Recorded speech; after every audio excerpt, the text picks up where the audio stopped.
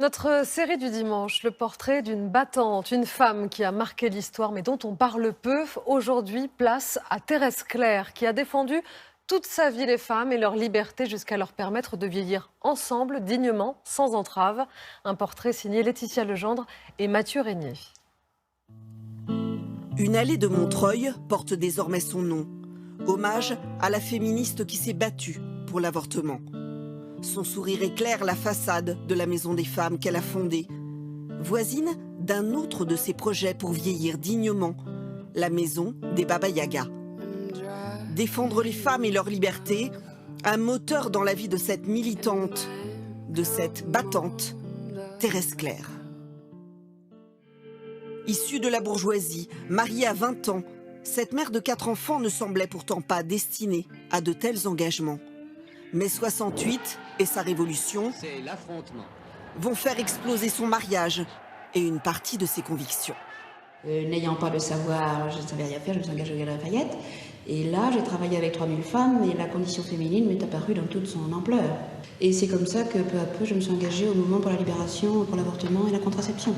Le début pour elle de l'émancipation. C'était la révolution, on osait parler des choses les plus intimes, on était 3, on était 10, on était 100, et on osait parler de notre sexualité. Au début des années 70, cette féministe va alors réaliser dans son appartement de nombreux avortements clandestins pour les femmes qui n'avaient pas les moyens de se rendre à l'étranger. C'était pas une faiseuse d'ange, c'était une vraie militante. L'idée, c'était pas de faire souffrir les femmes et c'était pas de s'enrichir là-dessus. Elle faisait ça totalement gratuitement. C'était pour aider les femmes. Elle les mettait le plus à l'aise possible. Thérèse Claire va ensuite créer une maison pour les femmes à Montreuil.